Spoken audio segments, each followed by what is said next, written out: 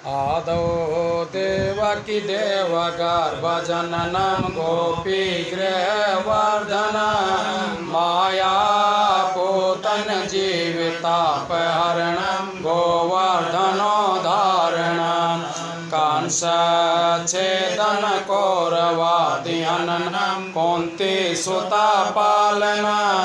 एतत् श्रीमद्भागवत पुराण कथित श्री कृष्ण लीलामृतम्। बोली श्री बांके बिहारी लाल की जय हो। अब हम भगवान से प्रार्थना करते हैं कि सभी भक्तों के घर में सुख शांति समृद्धि स्थापित हो और सभी भागवत का पाठ जरूर सुनें।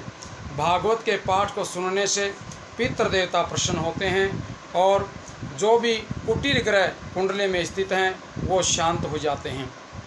इसलिए सभी भक्तों से प्रार्थना है कि अपने सनातन धर्म की रक्षा करते रहें और अपने घरों में श्रीमद् भागवत और रामायण का पाठ जरूर करते रहें, अपने धर्म की रक्षा करते रहें। अब कथा श्री संत कुमार जी के द्वारा श्रीमद् भागवत की सप्ताह विधि बताना। संत कुमार जी ने कहा कि हे नारद, इस श्रीमद् भागवत यज्ञ को करने के लिए सर्वश्रेष्ठ स्थान हरिद्वार में गंगा नदी के किनारे पर है। वहाँ यज्ञ ज्ञान के इच्छुक अनेक ऋषि मुनि निवास करते हैं। उस स्थान पर इस ज्ञान यज्ञ के करने से ज्ञान तथा वैराग्य तरुण होकर के चैतन्य अवस्था को प्राप्त कर लेंगे एवं भक्ति का संपूर्ण संकट भी दूर हो जाएगा। नारद जी बोले कि हे प्रभु, आपके चले बिना वह पूरा नहीं हो सकता। नारद जी सनक सनंदन सनातन संत कुमार जी से कहते हैं कि आप चलिए और चल करके ज्ञान और वैराग्य को, ये श्रीमद् भागवत की कथा को आप सुनाइए। इसलिए मेरी प्रार्थना स्वीकार करके आप भी वहाँ चलने की कृपा करें। तब नारद जी का आग्रह स्वीकार करके चारों भाई उनके साथ ही बद्रिक आश्रम में चल करके हरिद्वार जा पहुँचे। वहाँ पहुँच करके उन्होंने गंगा तट पर निवास करने वाले ऋषि मुनियों से कहा, हम लोग यहाँ पर श्री मद् भागवत रूपी यज्ञ प्रारंभ कर रहे हैं, इसलिए आप कथा अमृत जिन्हें पान करना हो वे सब एकत्रित होकर के इस कथा को श्रवण करें। ये समाचार प्राप्त होते ही भृगु, वशिष्ठ, च्यवन, मेधातिथि, मार्कंडेय, वेद व्यास जी तथा पाराशर आदि जितने भी ऋषि मुनि उस तीर्थ में निवास करते थे वे सब आकर के इकट्ठे हो गए। उनके अतिरिक्त संपूर्ण वेद, गंगा आदि नदियाँ भी मनुष्य रूप धारण करके वहाँ इकट्ठे हो गए। 14 भवनों के निवासी गंधर्व, किन्नर, यक्ष, नाग तथा अन्य प्राणी भी वहाँ आकर के उस ज्ञान यज्ञ में सम्मिलित होने लगे। उस समय वैष्णवों, विरक्तों तथा महापुरुषों ने शंख ध्वनि के साथ गंभीर जयकार की ध्वनि लगाई। देवतागण भी अपने अपने विमानों पर बैठ करके श्रीमद् भागवत की कथा को सुनने के लिए वहाँ आ पहुँचे। जिस समय सब लोग ये आशा लगाए बैठे थे कि देखें कि संत कुमार जी तथा श्री नारद जी परम परमेश्वर के किस चरित्र की कथा का वर्णन करते हैं, उस समय श्री संत कुमार जी ने ऊंच स्वर से नारद जी को संबोधित करते हुए कहा, ये बात कही कि हे नारद जी, हम तुम्हें वह कथा सुनाते हैं जिसे सुखदेव जी ने राजा परीक्षित से कही थी। वह श्रीमद् भागवत महापुराण की कथा 18,000 श्लोकों में है। उसके पढ़ने तथा सुनने से मुक्ति हाथ बांधे हुए सामने खड़ी रहती है।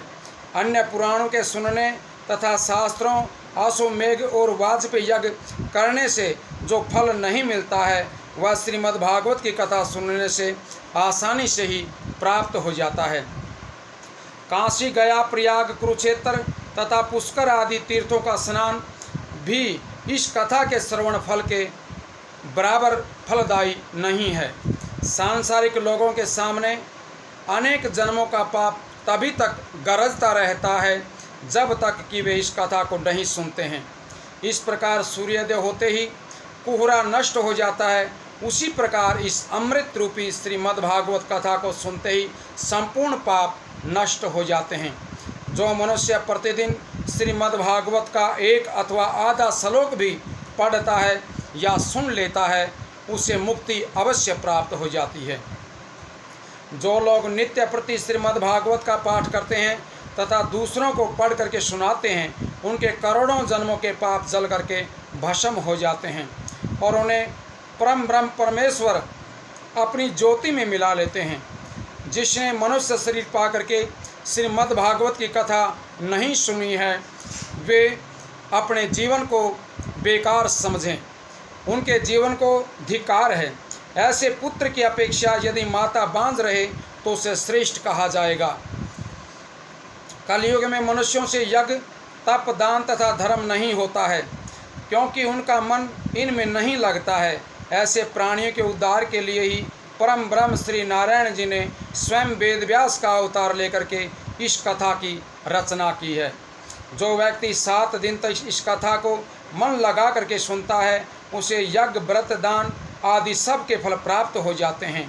वह मुक्त हो जाता है। इस श्रीमद् भागवत के एकादश स्कंद में वर्णित ज्ञान को भगवान श्री कृष्ण के मुख से सुनने के पश्चात उद्धव ने जब ये जाना कि कलयुग आने वाला है, तब उसने भगवान श्याम सुंदर से ये प्रार्थना की कि हे मुरली मनोहर, आप तो वैकुंठ धाम को प्रस्थान कर रहे हैं, अब सांसारिक प्राणियों का उद्धार कैसे होगा।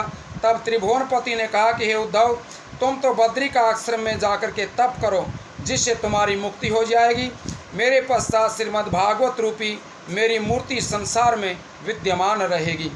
जो मनुष्य श्रीमद् भागवत का ध्यानपूर्वक पाठ तथा श्रवण करेंगे, उसे अपने हृदय में मेरे दर्शन प्राप्त हो जाएंगे। इस पारायण को सांसारिक दुखों से छुड़ाने वाला समझना चाहिए।